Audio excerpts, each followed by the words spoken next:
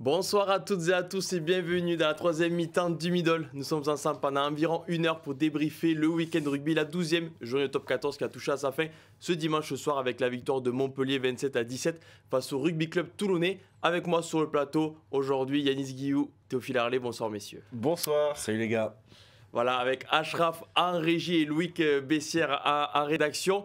Messieurs, je vais dire, on est donc ensemble pour débriefer et on commence bien évidemment comme d'habitude dans ces émissions par la une du Midi Olympique avec un certain monsieur qui a fait un gros week-end, on en reparlera, Grégory Aldrit. Aldrit et ça repart, oui ça repart pour lui tout d'abord puisqu'il est de retour sur les terrains depuis 2 semaines après une longue pause, après la Coupe du Monde, et ça repart pour La Rochelle qui a signé son premier succès à l'extérieur ce samedi sur la pelouse de la section paloise qui était encore invaincue au Hameau. Il a l'air content, Ozier D-Lane sur la ligne de retrouver Aldrit. D-Lane pourra demain encadrer la une du Midi Olympique et dire qu'il est dessus.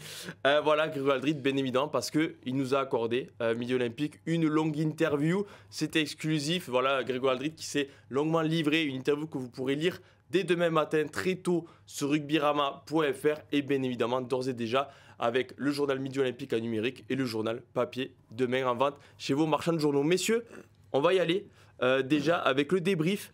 Montpellier-Toulon, on en parle tout de suite.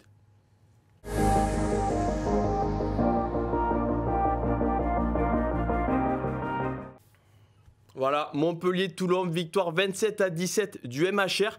Messieurs, Yanis, le MHR avait 8 points de retard sur la 13e place avant le coup d'envoi contre le RCT. La victoire était tout simplement obligatoire. Les résultats, alors tout n'a pas été parfait. On a même cru au bout d'un moment qu'ils allaient prendre le bonus offensif. Bon, certes, ils l'ont perdu avec un essai de prise de la dernière minute, mais ils ont fait le boulot, la victoire, pour ne pas être enterrés et distancés de la course au maintien. Il faut remarquer que le MHR a fait quelque chose de primordial dans une course au maintien, c'est qu'ils ont mis de l'engagement dans ce match contre Toulon, et à la sortie d'entrée de jeu, la première séquence défensive est quand même assez ahurissante. En fait, toute la première séquence, même jusqu'à ce qu'ils marquent leur premier essai par Geoffrey Doumerou, défensivement, ça gagne tous ses impacts, et malgré la première petite erreur, on va dire, d'Arthur Vincent de faire sortir ce ballon en touche sur le coup d'envoi, il faut reculer donc de 20 mètres l'attaque toulonnaise, et quand il récupère le ballon, ça perce directement par Ben Lam et ça gagne les collisions pour enfin aller à Dame. Et c'est ça qu'on demande à Montpellier en fait dans leur structure de jeu, et ça représente quand même assez bien Patrice Colazo, ce jeu assez frontal aussi parfois. C'est ce dont ils auront besoin. C'est dommage de laisser filer ce bonus offensif puisque je pense qu'il leur aurait fait le plus grand bien. Mais je pense qu'ils se contentent aussi des 4 points de la victoire aujourd'hui, qui leur permet de recoller à 5 points, 5 points de Lyon. En fait, ouais, ils ont joué comme une équipe qui joue le maintien, c'est-à-dire avec beaucoup d'engagement, sans forcément révolutionner le rugby, mais une grosse défense, saisir les opportunités quand elles se présentent. Et c'est un peu le jeu qu'on voit de toutes les équipes qui sont au fond du tableau chaque saison en top 14. C'est peut-être pas aussi flamboyant qu'on peut l'espérer d'une équipe comme Montpellier, mais en tout cas, c'est pragmatique.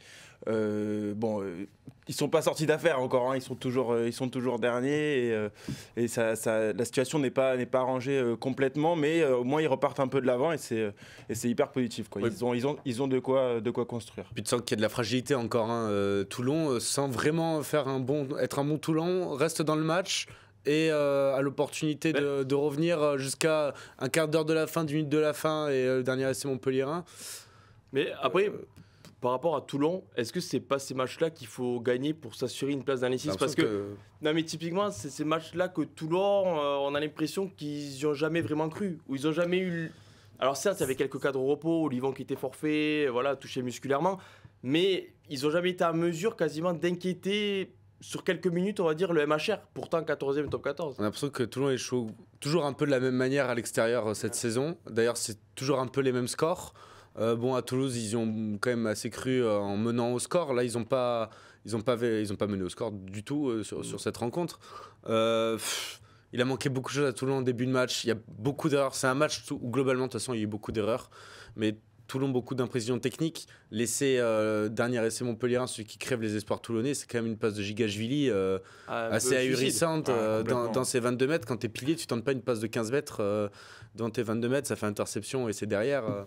Puis en vrai, la première action, elle résume finalement le match, c'est-à-dire que Toulon est inoffensif, en tout cas n'arrive pas à mettre en danger la défense montpelliéraine, et Montpellier arrive par son engagement, son investissement, les efforts qu'ils produisent à repousser Toulon, et ça va être ça quasiment tout le match. Donc en fait, on a un condensé de la rencontre finalement sur les 2 premières minutes, on va dire. Puis on peut parler de la touche aussi. Toulon a pas mal de munitions, notamment dans la première mi-temps. Je crois qu'il y a 4 ou 5 ballons égarés en touche, ça fait beaucoup. Si tu veux faire un coup extérieur en tout cas. Avant de passer à l'ovation, je vais vérifier parce qu'il me semble que c'est 3 points de Lyon au classement. Alors je vérifie. Bon. Je vais en direct sur l'application. De toute façon, ça s'est rapproché là entre. 4 points. Du coup, Perpignan qui a été gagné contre Oyonnax, donc du coup, ça s'est resserré. 4 points de Lyon, de Oyonnax et 5 de Perpignan. Ouais, c'est ça. Lyon et Oyonnax ont 20 points, Perpignan 21 et Montpellier du coup à 16. Sachant que la prochaine journée, il y a Lyon-Perpignan et il y a Montpellier qui recevra Pau et Bayonne reçoit Oyonnax. Donc voilà, à l'issue de la 13e journée, qui sera la dernière de la phase aller. En termes de course pour le maintien, on sera bien servi et on verra un peu où en sont et quelles sont les forces en présence. Surtout que, pour ceux qui ne le savent pas, les 2 prochaines semaines, ce sont la Coupe des Champions. Coupe d'Europe, avec le Sud-Africain. Il fait l'erreur d'entrée. L'Investec Champions Cup et le PCR Challenge Cup. D'accord. Voilà, messieurs, je le dis une fois, je ne le redirai plus. Et comment on dit pour les 2 réunis du coup? Alors, les compétitions intracontinentales. Ben non, c'est pas intracontinental du coup. On dit rien, c'est mieux. Voilà, on va passer à l'ovation du middle cette semaine. Je l'ai dit en amont au début de cette émission. Elle est pour La Rochelle, cette ovation cette semaine qui s'est imposée à Pau. On en parle tout de suite.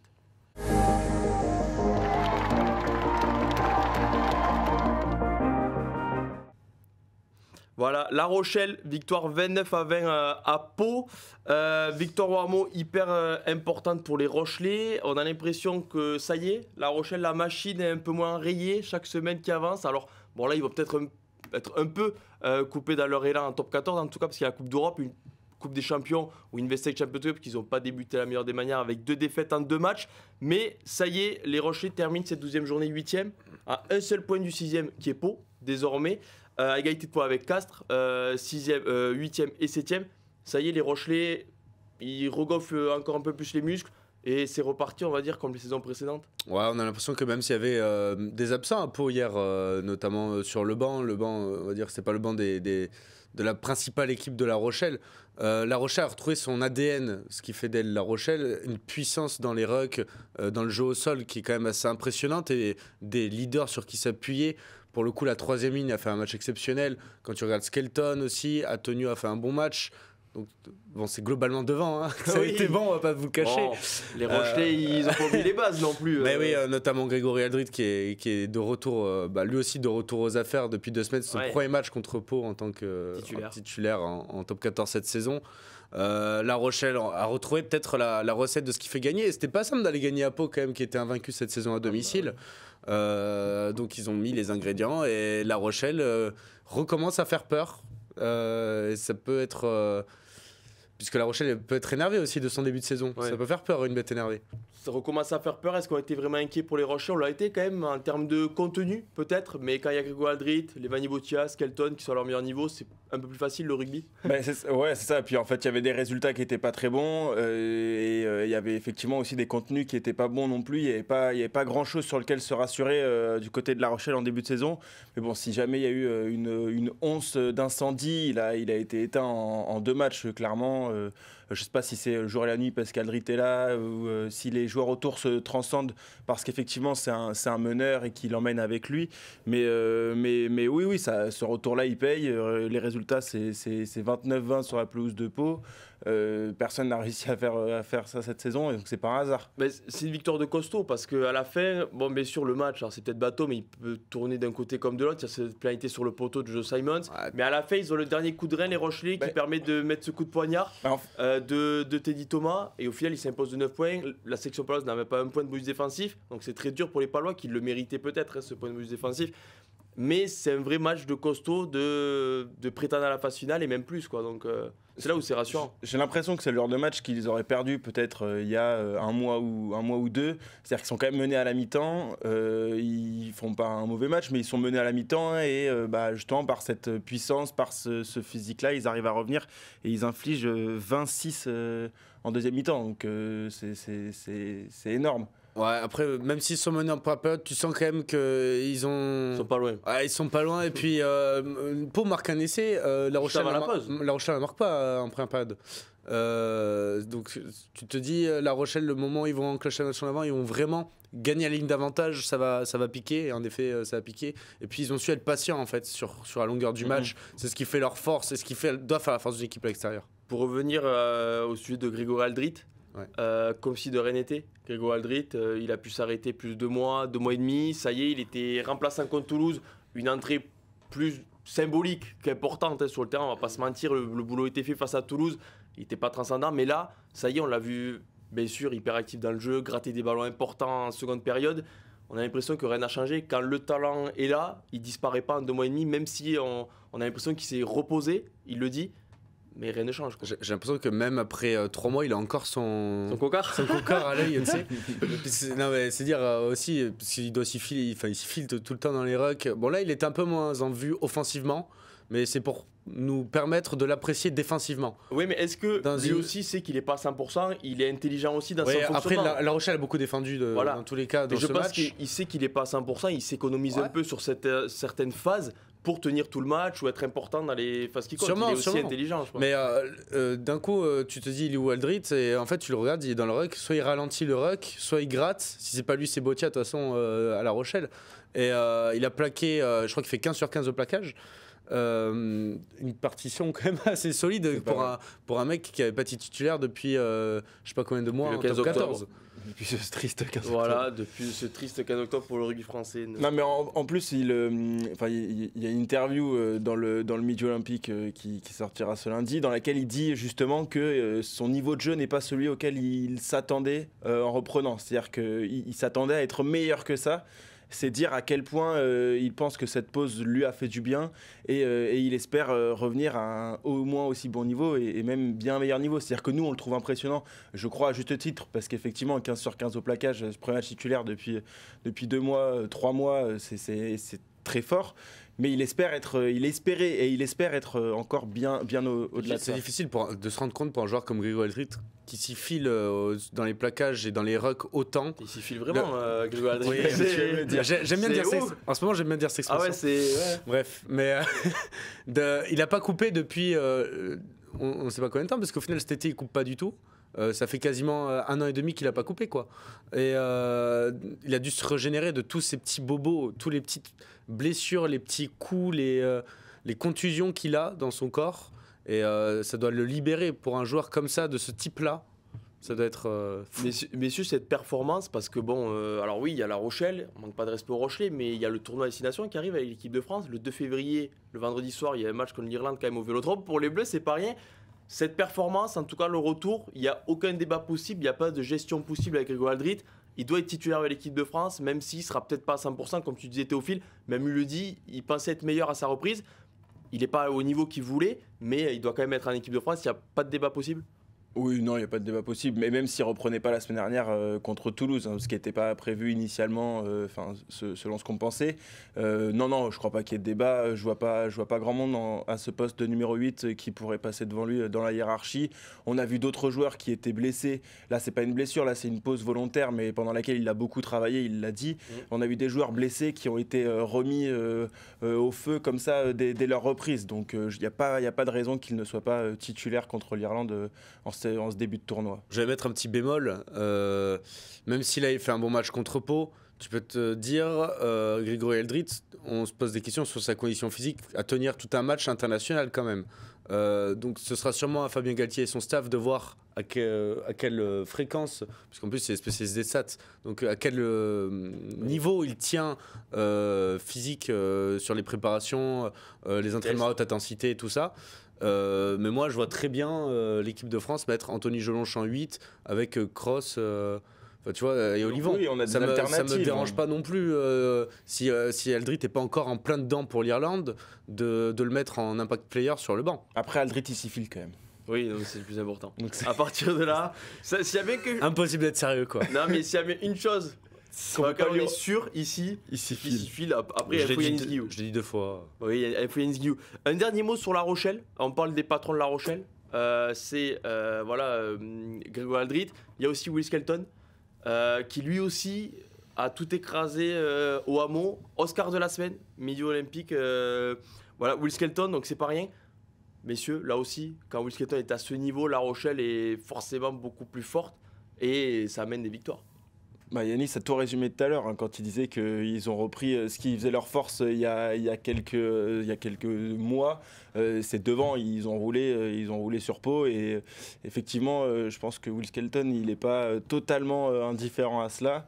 Il avance tout le temps et puis là il s'est montré disponible et puis sur le long terme pendant la rencontre jusqu'à la fin en fait. Ouais, c'est ça, ce qui n'a pas forcément toujours été le cas parce qu'il a 150 kilos à tirer sur le terrain, donc ça peut peser, mais là il a été impactant tout le match et effectivement ça a dû compter. Ça explique aussi en partie pourquoi La Rochelle a pris le dessus progressivement pendant la rencontre. Je sais pas si c'est parce qu'il était attendu en début de saison au post-Coupe du Monde, ou si c'est justement sa blessure à la Coupe du Monde qui l'a fait peut-être être un peu en deçà des performances qu'on attendait de lui. Mais en effet, il a repris du gaz et sa façon de passer après contact, sa façon d'orienter le jeu sur toute une rencontre qui est hyper intéressante et qui forcément, quand tu as un mec un type de 2 mètres et 150 kilos qui passe les bras et qui avance en même temps, c'est beaucoup plus difficile à défendre et beaucoup plus simple pour les attaquants. Donc je pense qu'il a retrouvé ce petit côté-là et il va être monstrueux, quoi. Voilà. Il n'y a pas grand-chose à faire. Voilà, les Rochelais qui ont bien sûr qui ont aussi leur première victoire à l'extérieur à Pau. Un test aussi lors de la prochaine journée de top 14 à Toulon. Quand même, c'est toujours un bon test à passer. Toulon-La Rochelle sera le match du samedi soir à 21h de la 13e journée. Avant cela, je l'ai dit, il y a 2 gros matchs pour La Rochelle face à Leicester et à Sale. Donc voilà, un petit championnat d'Angleterre de 2 journées. Sachant que ça va être intéressant de voir leur gestion de l'effectif sur ces 2 journées. Ils ont perdu les 2 premières. Est-ce que La Rochelle va jouer à fond du coup maintenant à Champions Cup pour essayer de remonter, ou est-ce que ils vont l'abandonner? Ouais, surtout qu'ils vont récupérer Danty pendant la coupure Champions Cup. Donc pour Toulon, par exemple, ils n'auront pas Danty puisqu'il y aura les doublons, les fameux doublons qui vont revenir. Mais si on va passer au jaune bunker, qui est en rouge et noir ce week-end, on en parle tout de suite.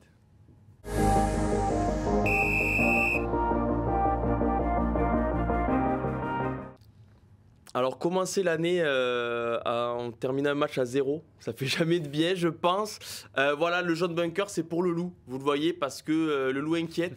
Fait plus qu'inquiéter. Tu dis en rouge et noir, il y a plein d'équipes en rouge et noir. C'est pour ça, mais je laisse le suspense en rouge et noir. Justement, c'était face à des rouges et noirs. Ouais. Les mettre vêtus de rouge et de noir, peut-être samedi soir. 45-0, ça pique. Pour le Loup, 33-0 encaissé en seconde période face au Stade Toulousain. Les Toulousains qui, une première mi-temps un peu mi-figue, mi-raisin, tu vois. Et en seconde mi-temps, bien sûr, ça a régalé. Les Lyonnais, 13e après 12 journées, qui étaient en phase finale la saison dernière, 3e top 14 la saison dernière. Ça inquiète et on n'a pas trop de solutions à part d'attendre que l'infirmerie se vide, quoi. Mais en termes de rugby, c'est inquiétant. Ce qui est inquiétant, c'est que quand tu regardes l'équipe qui a joué contre Toulouse hier, il n'y a pas vraiment... Enfin, il y a beaucoup de titulaires dans l'équipe type, quoi, de Lyon. Bamba, Nignashvili, Dumortier, Paddy Jackson. Dumortier qui était replacé au centre, bien sûr, mais donc, même s'il y avait des ajustements à faire, il y avait quand même une base qui fait partie de l'équipe type. Et c'est d'autant plus inquiétant quand tu prends 45-0, tu fais 0 franchissement. Certes, c'est à Toulouse, hein. Tu fais 0 franchissement à Toulouse, ça fait mal. T'as l'impression qu'ils n'avaient pas de solution, qu'ils pouvaient jouer 2 heures. On a regardé le match ensemble en plus avec Théophile. Ils peuvent jouer 2 heures, ils marqueront pas, quoi.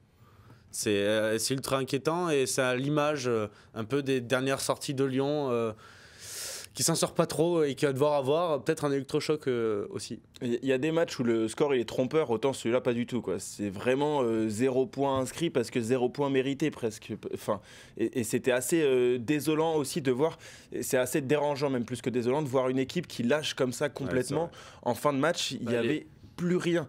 Moi, personnellement, ça me dérange de voir une équipe de rugby qui baisse les bras complets, qui fait plus un plaquage, qui les bras les baisse et les serre plus quand il faut défendre. Enfin, ça, c'est quelque chose sur un terrain de rugby, c'est vraiment problématique. Et surtout, je trouve que ça dit quelque chose de la mentalité du groupe. Donc là, il y a un moment donné, il va falloir vraiment se resserrer.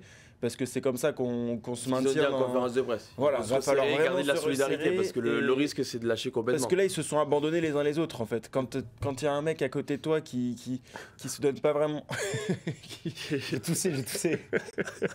Non mais ce qui est d'autant plus humiliant, c'est qu'à la fin, du coup qui faisait malaise. À deux doigts du bouche à bouche. Je vais tousser sans faire de bruit. Ah, tous pour de bon, au moins t'es tranquille. Sans faire de bruit. Non mais ce qui est d'autant plus humiliant, c'est qu'en plus à la fin du match, t'as l'impression que c'est un jubilé des Toulousains, que tous les Toulousains ils veulent marquer leur essai. Et le dernier quand essai tu vois Dupont, le truc de Dupont, le mec il élimine 3 défenseurs. Tu te dis bon les gars ils nous prennent pour des cons quoi. Et le mec il va juste marquer son essai parce qu'il a envie de marquer son essai. Et même quand ils ont une touche à 5 mètres, on se dit qu'ils peuvent. Il n'y arrivera pas. Il y arrivera pas. Ils peuvent sauver l'honneur, pardon. Ils essayent de faire. Non, faut pas se lâcher. Ils essayent de faire un groupe pénétrant et là ils font tomber le ballon. Enfin, je veux dire, c'était vraiment pas beau. Après, je vais essayer de vous sauver parce que je sens que vous partez. Il y a aussi un autre côté, c'est que Toulouse voulait pas les laisser marquer. Alors certes, on va me dire que c'est normal, mais à la conférence de presse, Laurent Thury, entraîneur de la défense, l'a dit. C'est que même les joueurs toulousains faisaient tout pour que Lyon finisse à 0. Alors certes, c'est pas un manque de respect pour Lyon. Non, mais vous les voyez pas, mais ils sont morts de rire. Terminé. Au moins après, c'est passé. Toute la nuit. Parce que pour Toulouse, forcément, t'as envie de mettre 0, enfin, que l'adversaire reste à 0. Tu pleures de rire ou pour Lyon? Les deux, je pense. Pour les deux. Non, puisque pour Toulouse, forcément, t'as envie de laisser ton adversaire à 0, puisque mentalement, ça te fait un bien fou. Tu te rends compte, ça te fait rideau de fer jusqu'au bout, et en plus, tu te fais plaisir devant tes supporters. C'est l'humiliation parfaite, quoi. Et puis, c'était cet objectif-là aussi avant le match, de pas encaisser de points et d'avoir une grosse défense. Donc là, c'est vraiment histoire de se dire contrat rempli à 100%, parce que mine de rien, le Stade Toulousain en met 45 parce qu'en face il n'y a rien et ils mettent 3 essais à la fin parce que ça défend plus. Mais je veux dire, sinon c'était pas un match où on s'est pas se dit le Stade Toulousain quand ils jouent comme ça ils sont imprenables, etc. C'est vraiment qu'en face c'était faible. Et donc pour que la copie soit plus parfaite qu'elle l'aurait pu l'être, effectivement ce 0 point encaissé il est important. C'est ça qui fait mal aussi aux Lyonnais, encore plus que le jubilé de fin. C'est que Toulouse, t'as l'impression. Un point à mi-temps, après un second. Oui, un point à mi-temps, tu te dis, ils sont pas à fond. Un point à mi-temps, les internationaux, tout ça, sont pas à leur meilleur niveau. Et puis, en seconde, quand tu vois les Méafou, Jolon, Dupont, Ramos et tout, quand ils s'y mettent, il n'y a pas grand monde qui aurait rivalisé, je pense. Je ne sais plus qui disait ça, mais j'étais d'accord avec lui. Aujourd'hui, quand t'es Lyon, que tu vas à Toulouse, tu prends les points en première mi-temps quand t'es à. Je crois qu'il y a 10-0, un truc comme ça, 12-0. Il y a 5-0 et 12-0. 12-0, tu prends les points. Il y a un moment, ils ont 4 pénalités dans le camp de Toulouse, ils prennent à chaque fois la touche. Et oui, après, c'est toujours facile, mais bon, oui. Toulouse, ils sont arrivés. Ah, mais tu n'y arrives pas une fois, tu n'y arrives pas deux fois, tu n'y arrives pas 3 fois, la 4e fois, tu prends les points. Toulouse, 2e minute de jeu, ils ont une pénalité de 10 mètres en face des poteaux, ils vont en touche. Tu vois, et là, s'ils ne marquent pas. Mais toi, t'es pas toujours pas dans la même position. Quand Julien Marchand il fait l'en avant sur la pénalité jouée vite à la 3e minute, tu peux leur dire prenez les points. Oui, mais ils sont pas dans la même position. C'est-à-dire que là, Toulouse, ils sont à domicile, ils sont archi favoris, ils jouent contre une équipe qui est vraiment en difficulté dans ce championnat. Eux, ils doivent prendre les 5 points. Toulouse ont un passif. Toulouse, ça leur a toujours réussi de faire ça. Lyon, t'es à l'extérieur, tu veux créer un coup au Stade Toulousain. Peut-être que petit à petit, quand ils vont vraiment rentrer, ils le sont désormais, mais dans la course pour le maintien, il y a peut-être certains joueurs aussi qui réalisent pas peut-être encore. Tu vois, il faut vraiment justement. Là justement, d'être dans la zone rouge, je pense qu'il y a plusieurs joueurs qui peuvent s'en apercevoir. Oui, c'est ce que je dis. J'espère qu'ils en sont conscients. Parce que nous, on est dur avec eux là, mais j'espère que eux sont conscients de le niveau de leur performance. Je leur fais confiance. Et Enfin, c'est pas parce qu'ils ont des bons joueurs, c'est pas parce qu'ils sont des bons joueurs que forcément le maintien est acquis. Regardez Montpellier. Oui. Donc voilà, Lyon, jaune bunker mérité, 45-0 à Toulouse. Ça pique pour la première sortie de l'année. Les Lyonnais qui recevront Perpignan lors de la prochaine journée. Alors là, c'est la réception à ne pas louper. Maintien aussi, oui. Parce qu'en plus, Perpignan qui est plutôt en forme en ce moment. Voilà, devenu concurrent direct. On va en parler dans pas trop longtemps de Perpignan, dans le 15 de la semaine. Et on en parle d'abord de l'UBB et de Bentamé Ifuna.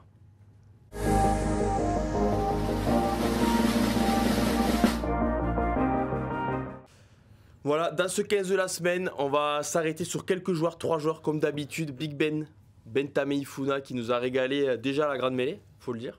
Big Ben, 57 pour ceux qui l'avaient, Oui, comme un blond sur ce plateau.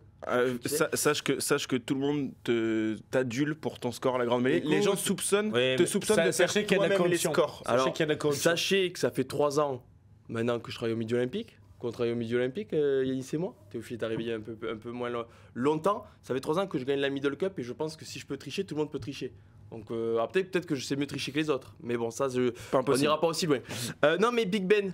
Revenons-en à nos moutons. Big Ben, Bentamifuna, Bordeaux qui s'est fait peur, 24-23 contre Bayonne. Mais la victoire est là. Il y a la performance du pilier droit, mais il y a surtout la victoire de l'UBB qu'il a fallu aller se chercher. Maxime Lucu, encore lui, depuis le début de la saison, qui n'arrête pas les grosses performances.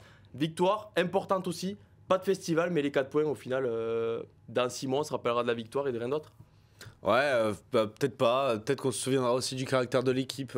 Tameifuna a porté l'UBB dans une première mi-temps que l'UBB doit gagner. Oui, largement. Plus largement que ce qui est au tableau d'affichage. Je ne sais plus exactement le score à la mi-temps. Mais Bayonne est à portée de tir. Voilà, 17-13. Avec une belle bourde de Mathieu Jalibert. Oui, alors qu'il doit y avoir 25-0, sans déconner. Non, on ne déconne pas. L'UBB passe son temps dans le camp de Bayonne, mais multiplie les imprécisions, surjoue parfois. C'est le gros défaut quand tu as cette ligne de 3 quarts qui est adulée, qui est autant en confiance, et puis autant adulée par tout le monde. Donc forcément, tu veux appuyer dessus, mais parfois, peut-être que s'en remettre au gros qui marchait bien, ça aurait bien fonctionné aussi. Et il y a cet essai de Rémi Bagé qui est quand même assez exceptionnel, il faut le souligner. Qui fait passer les Basques devant. Et victoire à la Maxime Lucu, au panache. Ils vont se chercher au final sur une mêlée, comme quoi les avants ont tout fait dans ce match. Lucu qui vient ramasser le ballon dans les pieds de Tatafou pour aplatir. C'est une victoire qui va compter et je pense vraiment que ça peut servir de leçon. C'est Jalibert qui en parlait après le match du fait que la manière n'est pas là, mais il y a les 4 points et l'UBB continue d'avancer et c'est ça qui fait la marque des équipes championnes. Théophile, c'est bien aussi de voir parce que, alors peut-être à tort, hein, mais souvent on dit oui, l'Union Bordeaux-Bègles c'est une ligne arrière, mais il n'y a pas de pack. Bon, au final, quand on regarde sur le papier, quand même, tout le monde aimerait avoir Bentamifuna, Guido Petit, Adam Coleman, Tevita Tatafou dans son pack. Ouais. Mais bon, et là, il y a quand même les gros qui ont plus fait le boulot que les arrières contre Bayonne. Et c'est là aussi un point de satisfaction de plus pour le staff girondin, quand même, pour la suite. Mais en fait, c'est surtout de savoir qu'ils peuvent compter aussi sur ce genre de physionomie de rencontre.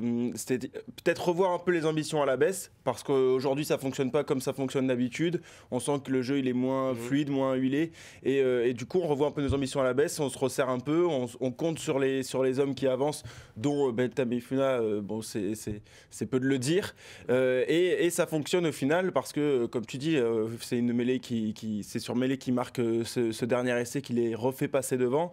Donc voilà, ouais, c'est important de se dire qu'on a les deux solutions et qu'on n'est pas qu'une équipe qui peut gagner grâce aux individualités derrière et grâce aux exploits de Damien Penaud ou quoi. Parce que là, au final, sur ce match-là, Damien Penaud, on l'a pas vu du tout. Et ça gagne quand même. Donc c'est un peu rassurant pour le staff et pour les joueurs. Je vais juste m'arrêter 2 secondes sur Tameifuna pour dire que c'est quand même un joueur, on a l'impression que plus l'enjeu du match, ou plus l'enjeu est grand, plus il est important. L'année dernière, en demi-finale contre La Rochelle, il fait une entrée énorme alors qu'il est blessé.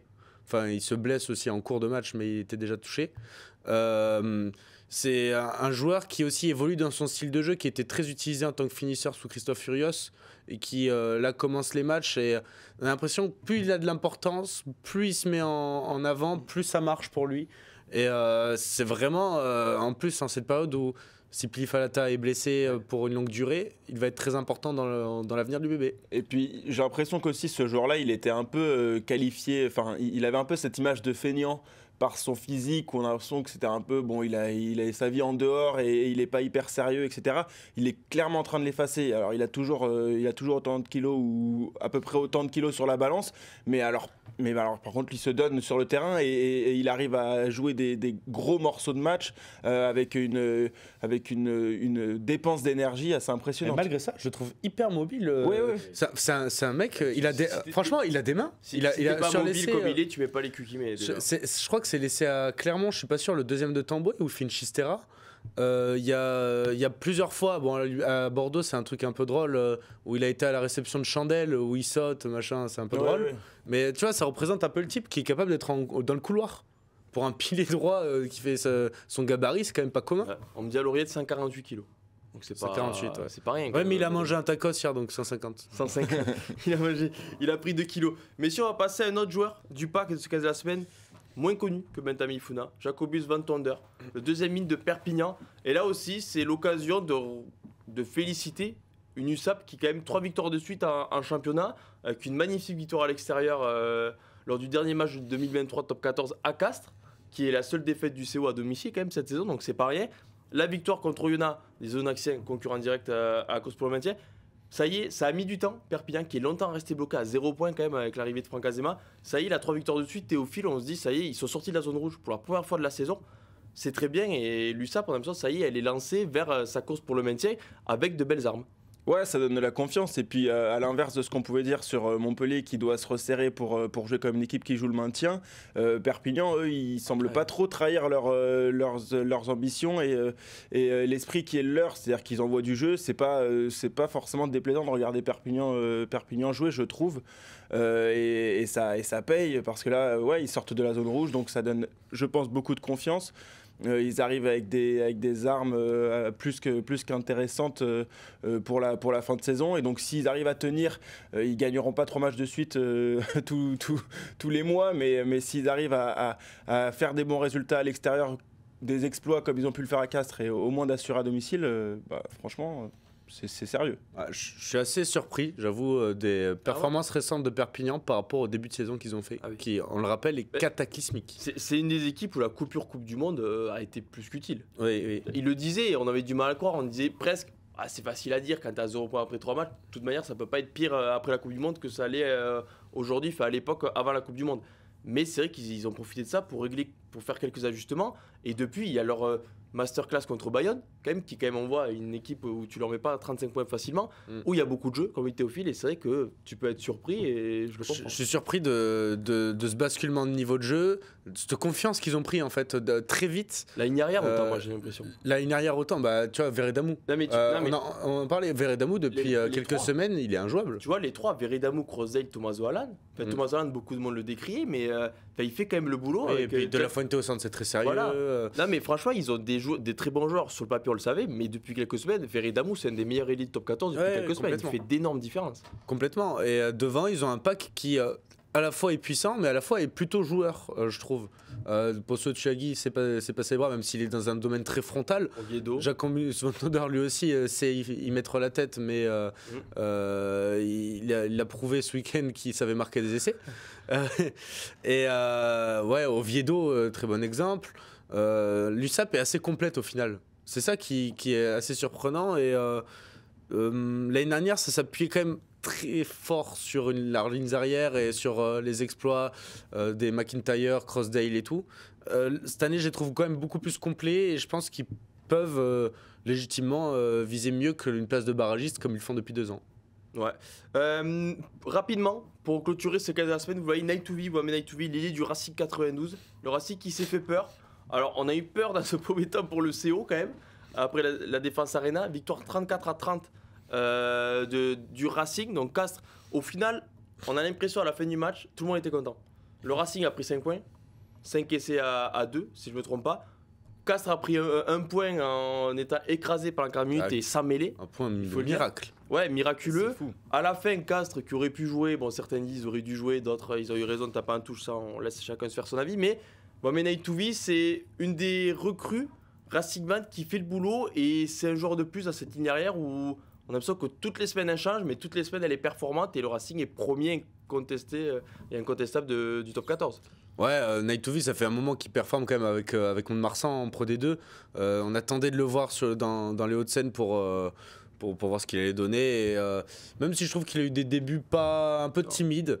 Hier, il marque par 2 fois, je crois. C'est doublé qu'il met. Non, il met un essai. Abo aussi non, c'est ça. Il met un essai, mais par contre, il va dans l'un-but. Mais il aplatit pas sur la deuxième action. Ça fait partie de ces joueurs de la ligne arrière du Racing. On les compte plus. Qui peuvent faire qui peuvent percer eux tout seuls, qui peuvent marquer eux tout seuls, faire basculer un match. Il y a Rien Rundel qui, même s'il a un peu peur de la Karawa, est capable de traverser le terrain. Et c'est vrai que ce match est quand même assez paradoxal. De toute façon, à partir d'un moment où tu as un match où il y a bonus offensif et bonus défensif, c'est un peu paradoxal. Mais Castres, tu as l'impression au début du match qu'ils vont en prendre 80. Au final, il y a 2 essais refusés pour le Racing. Donc Castres revient dans le match petit à petit par le pied de Louis Lebrun. Et reste au contact. Tout. C'est un match bizarre. Parce que le Racing avait une moyenne de 40 points marqués à domicile, mais 15 points seulement encaissés. Mettre 30 points au Racing à la Paris La Défense Arena, c'est pas rien quand même. Mais là, la performance aussi du CO qui ramène un point dans le Tarn et du coup leur permet d'être à égalité avec La Rochelle. Et prochaine journée, le CO, on peut légitimement penser que s'il s'impose contre Clermont à la maison, ils retrouveront le top 6. Donc le CO qui n'est pas décroché malgré 3 défaites de suite. C'est pas mal. Défaite à Montpellier, défaite contre Perpignan à la maison et défaite du coup au Racing. Donc le CO n'est pas décroché, il va falloir relever la tête. Mais si on va passer au MVP de la semaine, la Grande Mêlée, on a déjà parlé, la Grande Mêlée, qui était forcément dans mon équipe. Je sais, il n'était pas capitaine, petite faute de goût là pour le coup. Ouais, faute de goût. T'es quand même passé à côté de Voilà, on en parle tout de suite, MVP la Grande Mêlée.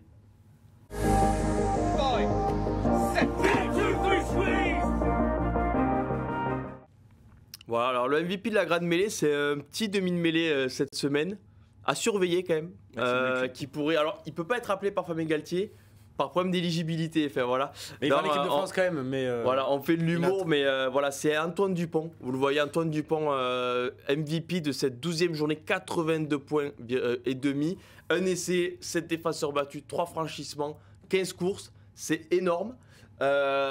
Mais c'est aussi, ça prouve aussi son match qu'il a fait. Que tu peux le dire aussi, tu as dit paradoxal pour Racing, on peut un peu dire pareil pour Antoine Dupont. Tant il a été imprécis en première mi-temps, Théophile, mais tant il a fait du Dupont en seconde, notamment c'était ça à la dernière minute.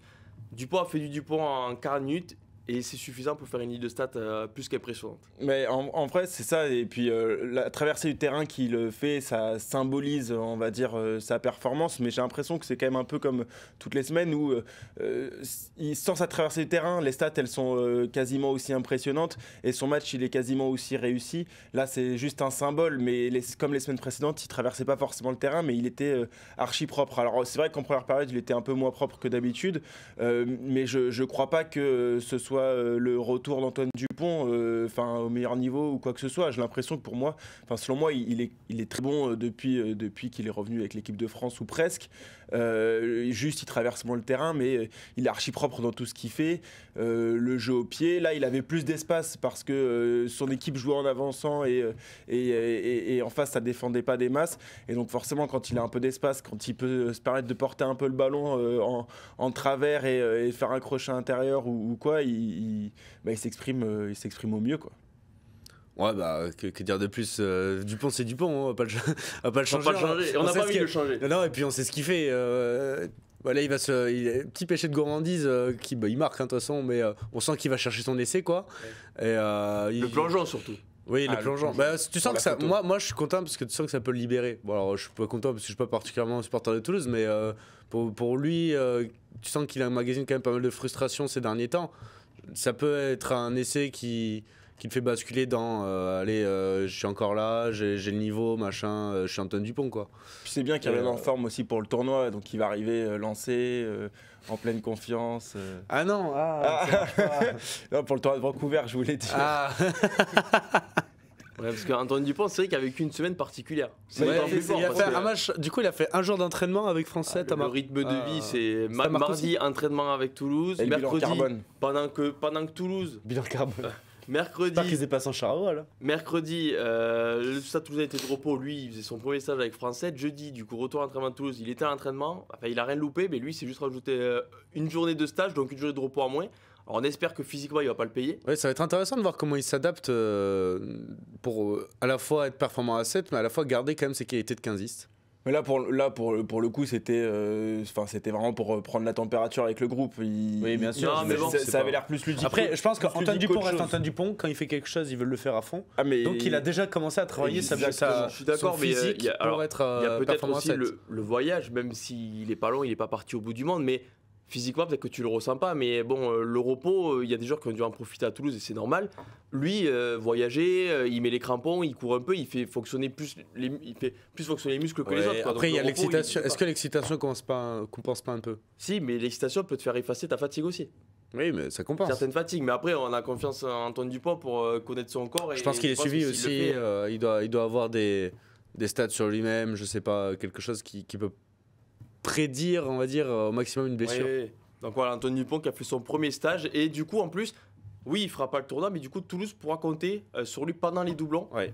Typiquement, normalement, si Toulouse peut, ils pourront l'aligner contre le Racing à la fin du mois, alors que les autres internationaux, typiquement Thomas Ramos, tout ça, ne seront pas là au Racing. Lui pourrait être là pour le choc face au leader, donc c'est quand même une bonne nouvelle. Sacrée bonne nouvelle. Franchement, pouvoir compter sur Antoine Dupont en période des doublons, c'est quand même assez. Quelques matchs. Hein. Oui, pas tous. Mais intéressant de voir qu'est-ce qu'il va jouer aussi. Est-ce qu'il va jouer 10, est-ce qu'il va jouer 9? Ah, et Toulouse a les joueurs pour combler tous les postes, à voir si là, tu vois, Lyon, il a terminé en 10. Parce que Graou a remplacé Thomas Ramos, qui venait de mettre l'essai de son doublé, donc c'était le bon moment de le sortir.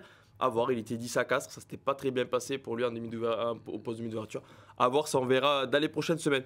Mais si on va passer aux oreilles du middle, on a parlé de la ligne arrière du Racing, avec des noms un peu partout, il pourrait y avoir un autre nom. Pas méconnu du grand public, qui pourrait rejoindre le Racing 92. Je connaissais pas avant, moi. On en parle tout de suite dans les oreilles du middle.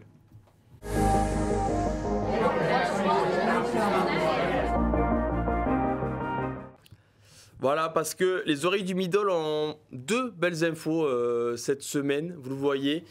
Owen Farrell serait tout proche de s'engager avec le Racing 92 pour 2 ans, l'international anglais, légende quand même du 15 de la 11, on peut le dire, finaliste de la Coupe du Monde 2019, récent médaillé de bronze. Meilleur réalisateur. Meilleur marqueur de l'histoire de la sélection anglaise, il est passé devant Wilkinson. Oui, voilà, non mais Owen Farrell c'est une légende, et du coup, messieurs, il serait en passe de s'engager, c'est Info Midi Olympique hein, bien sûr, il serait en passe de s'engager avec le Racing 92 à vue de la saison prochaine.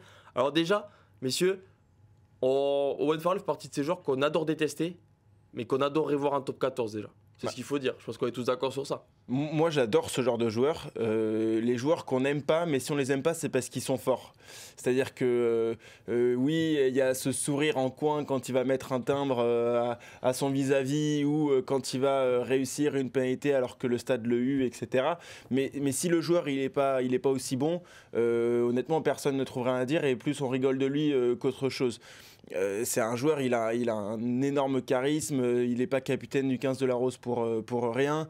Et puis ses stats parlent pour lui, même quand on le sent un peu moins bien dans une équipe d'Angleterre un peu moins fringante, au final il finit meilleur réalisateur de la Coupe du Monde. C'est énorme, mais moi ce que je trouve, ce qui m'impressionne vraiment, c'est que le Racing en ce moment il s'embête pas. Ils recrutent Colissi, champion du monde. L'année d'après, ils vont chercher celui qui est meilleur réalisateur. Enfin, tu fais la meilleure équipe possible avec quasiment les meilleurs joueurs à leur poste. Et ça fait un petit peu penser à Toulon d'il y a quelques années, en leur souhaitant la même réussite. Oui. Mais ça fait un petit peu équipe All-Star, je trouve. Ah, j'y croyais pas du tout, moi, quand on me l'a annoncé, mais... Franchement, Farrell, c'est un énorme coup. Bon, moi, pour le coup, je suis comme Théophile. Désolé pour nos téléspectateurs, mais c'est un joueur que j'adore. Parce que je trouve qu'il est juste parfait dans tout ce qu'il fait. C'est un leader né. Il mérite pour moi, et sa Coupe du Monde me l'a confirmé. Il mérite d'avoir une Coupe du Monde, même s'il l'aura jamais. C'est un vrai patron. C'est un monstre des terrains, quoi. Il sait tout faire, même s'il a une tête à claque. Et au Racing ça peut être une très bonne pioche. Alors bon, en termes sportifs forcément qu'il va apporter, même si maintenant Farrell est plus sur la fin que le début, mais il est pas non plus, c'est pas un papy. Et pour moi ça prouve que le top 14 est un championnat qui attire énormément et que le championnat anglais va mal. Mais franchement c'est pour ça que ça m'a surpris de voir Farrell en top 14. Ça fait des années qu'on en parle. C'est un peu le mythe. Oui, il est tout proche. Mais c'est le mythe d'avoir Farrell bientôt en top 14, machin. Et le fait que ça puisse arriver, je trouve ça énorme. Ouais, c'est hyper excitant. Et puis il y a aussi le Farrell sur synthétique qui va être intéressant, ça va le changer du rugby anglais pour le coup, et donc dans un registre un peu différent. Et là, il passerait d'une saison à l'autre de Finn Russell qui joue tous les ballons, qui est hyper fantasque, à un Owen Farrell un peu plus pragmatique. Et c'est peut-être ce qui a manqué au Racing d'ailleurs ces dernières années, au moment où il fallait peut-être resserrer un peu le jeu pour passer ce cap et être en finale ou champion de France. Avec un Owen Farrell, tu as quand même le profil de joueur qui peut te faire gagner des titres. Je veux pas t'assassiner. Je crois que le Stonix,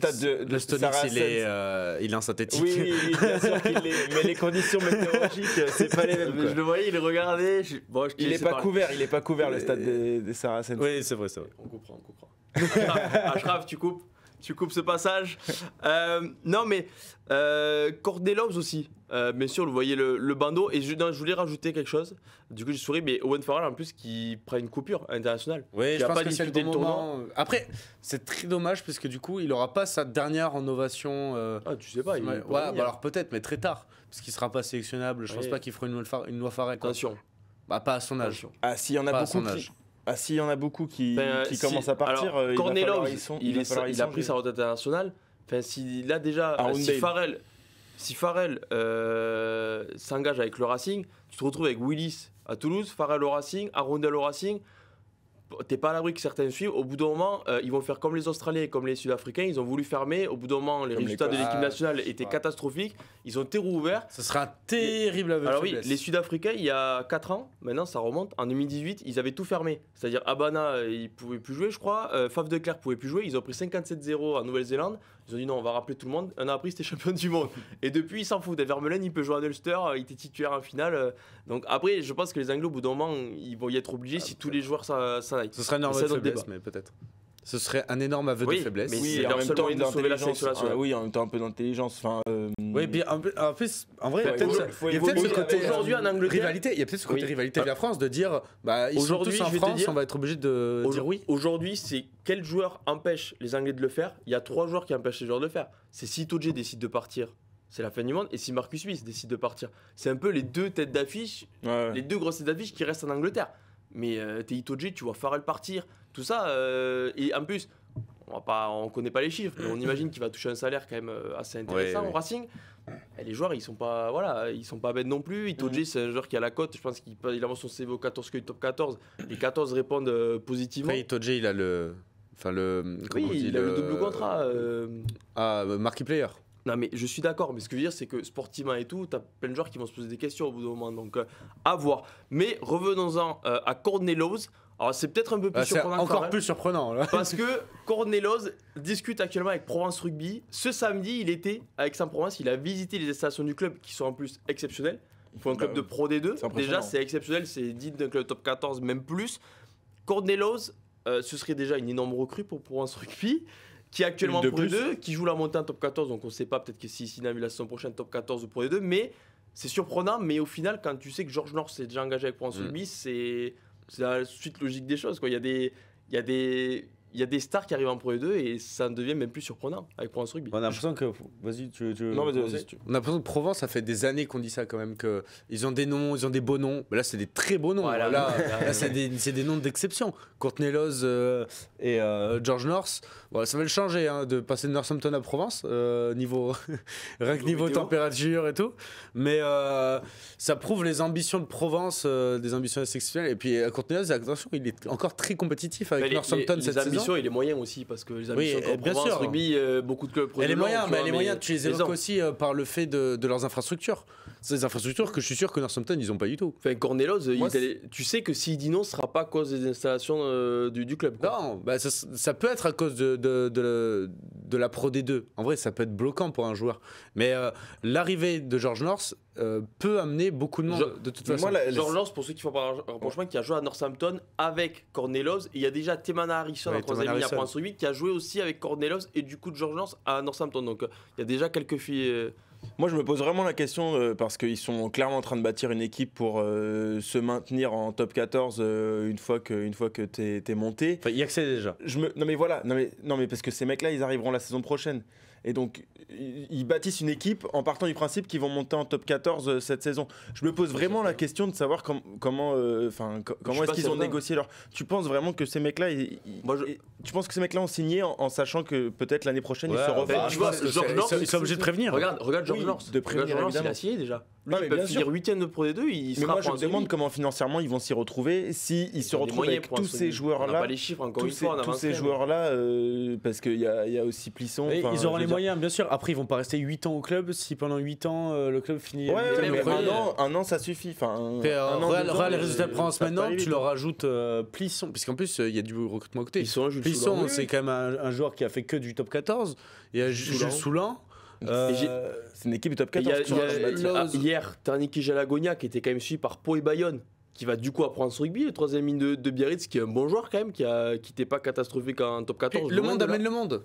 Le monde amène le monde. Non, si tu as des joueurs de niveau international qui vont dans une équipe et que le projet peut être un projet intéressant, parce que c'est cool, il y a beaucoup de joueurs qui doivent jouer, beaucoup de mecs qui doivent jouer en général à Football Manager, tu vois.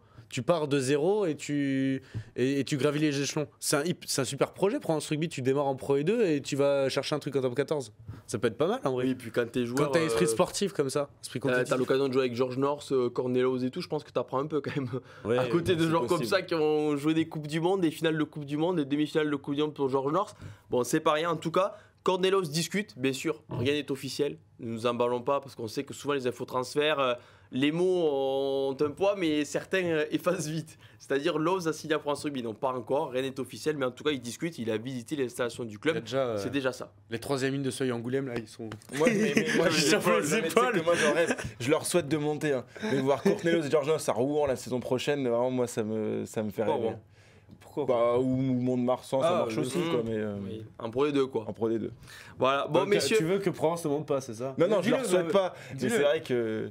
Bon, dernière catégorie ce serait assez drôle. De cette émission, bien évidemment, les yeux bleus consacrés à 2 amis du 15 de Rouen, notamment au numéro 5, avec quelques beaux bébés. On a parlé de Skelton en début d'émission. Bon, ça n'a pas trop changé niveau poids, niveau gabarit et aussi niveau talent. On en parle tout de suite.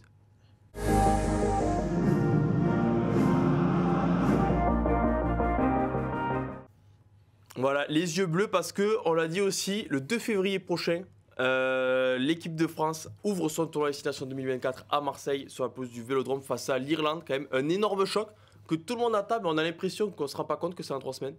Déjà, oui, vrai, personne ne s'en rend compte parce que cette année, il commence tôt. Le tournoi de février, c'est tôt. Personne ne s'en rendra compte même après la Coupe d'Europe. Enfin, le Stack Champions Cup. Tu n'auras pas l'impression que c'est dans une semaine. Quoi. Oui, une fois que ça sera passé, bon. En tout cas, c'est le 2 février et. Vous le voyez, Emmanuel Meafou, encore une fois exceptionnel face à Lyon, qui, bon, il n'y a même plus de mots pour décrire ses matchs. Hein, il ne surprend plus, hein, parce que dire qu'il surprend, il ne surprend plus. On est habitué maintenant. Avec Tulagi Outoura, déjà, restons sur le Toulousain, Emmanuel Meafou. On a vu Paul Willemse aussi ce dimanche. Toi qui étais au match, parle-nous-en un peu de Meafou. Ben, l'attente est bientôt terminée. D'Emmanuel Meafou, c'était à la ref.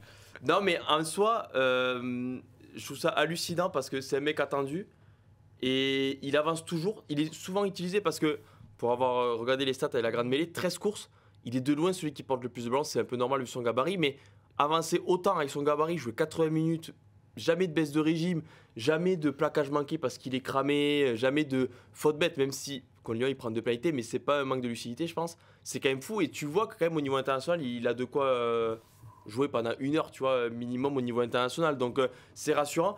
Mais je voulais vous demander, est-ce que même malgré le gros match de Paul Willemse, malgré la possible sortie de retraite internationale de Romain Taufénois, est-ce qu'Emmanuel Meafou, pour vous, doit débuter contre l'Irlande ? Ça y est, première sélection directe contre l'Irlande, numéro 5, face au pack irlandais réputé sur la planète. Il a pas de sélection encore, mais il a déjà joué des matchs très très importants et donc ces défis-là, il les connaît quand même si c'est pas effectivement en équipe nationale.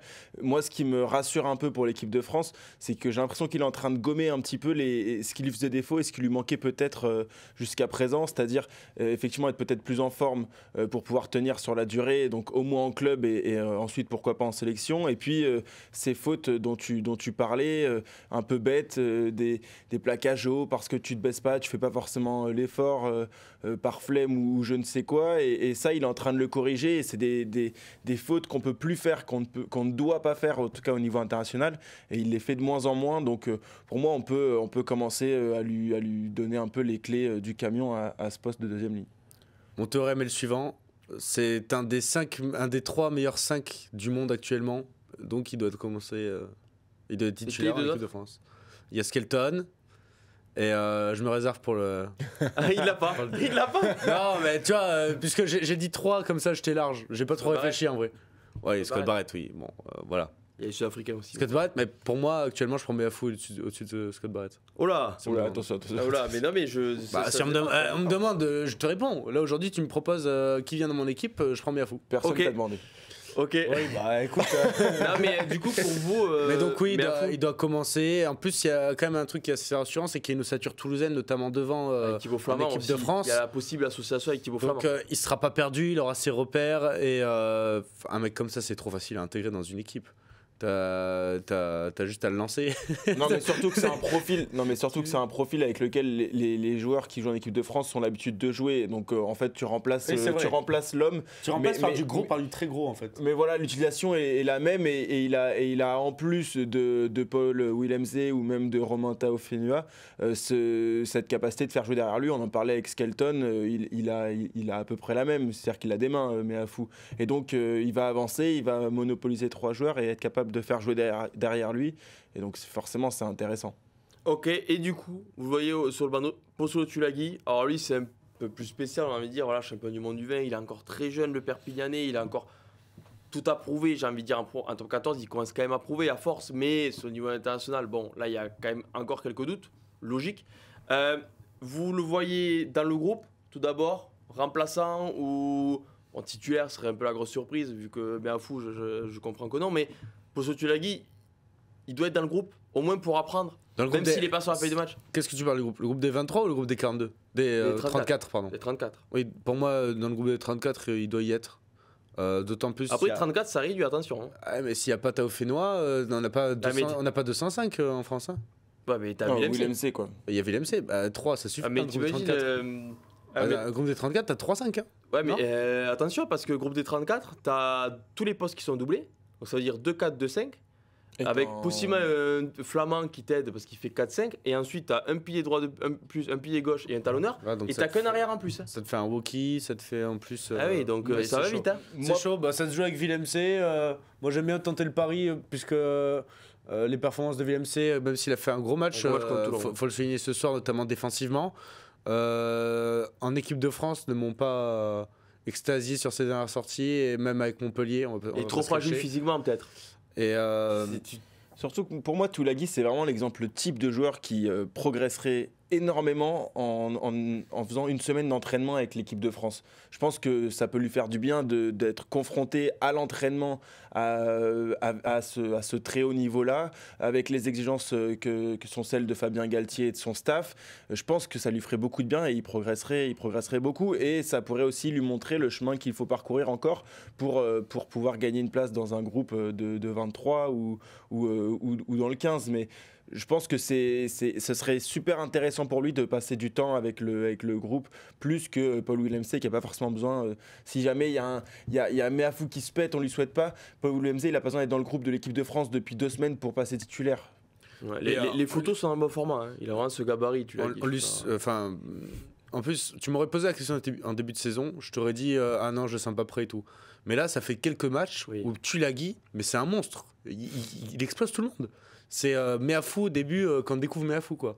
Sauf que bon, là, on avait forcément plus d'attentes sur Pozzolo Tulagi, puisqu'on l'a vu avec les U20 et en fin d'année dernière avec Perpignan, même s'il a réalisé très peu de matchs avec Perpignan. Mais c'est un mec, il défonce tout le monde. Donc oui, on veut le voir plus haut, on veut le voir progresser. Voilà, donc Pozzolo Tulagi. Donc la liste de l'équipe de France, c'est dans une semaine à peu près. Ça serait entre le 14 et le 17, le 16 à peu près. Voilà, normalement, il devra annoncer la première liste pour préparer le tournoi. On l'a dit, 2 février, match contre l'Irlande. Donc, c'est pas un petit match à préparer. Non, en plus, c'est ça qui est un peu traître pour l'équipe de France, c'est que tu démarres direct par le plus gros test. C'est pareil pour tout le monde. Hein. Ouais, mais l'année dernière, on disait, oui, en Italie, ça va. Oui, En Italie, Oui, mais Le Garec, il pense avoir sa première sélection, il est pas rentré tellement le match il était serré. Ouais, donc, en Italie, ça se passe il toujours a un plus peu jamais comme eu de ça. chance après. C'est toujours un peu comme ça qu'on commence par l'Italie, on tâtonne toujours un peu. Mais Bon, moi, je sais là pas encore si un peu c'est plus, traître. puisqu'on a Là, failli t'as perdre quand plus même. que t'attendais, t'étais mené à l'heure de jeu. Donc là, Moi, tu je fais sais plus. pas si c'est traître. Je pense qu'en vrai, ça permet tout de suite de se remettre dedans à fond. Avec bon, l'équipe de France, c'est c'est un traître. gros match qui Tu penses excite que tout c'est le monde. Plus traite pour la France que pour l'Irlande. Non, mais voilà, l'Irlande, c'est pire, ils se disent qu'il faut qu'ils aillent en France. Mais c'est clair. Moi, je suis Tu sais, c'est ton plutôt premier match sans partisan de- Sexton. Tu vois, là, ils se disent, bon, ok, nous, on n'a pas Dupont. Mais bon, on sait que dans 6 mois, on l'aura. Et c'est la Eux, continuité. Sexton, ils l'ont plus. Donc Ah c'est oui. maintenant, il faut construire sur l'avenir. Donc à voir. Merci, messieurs, pour Merci à toi. cette émission. Merci à Ashraf en régie. Merci Loïc aussi qui Merci est le H. à la rédaction. Le hibou. Voilà.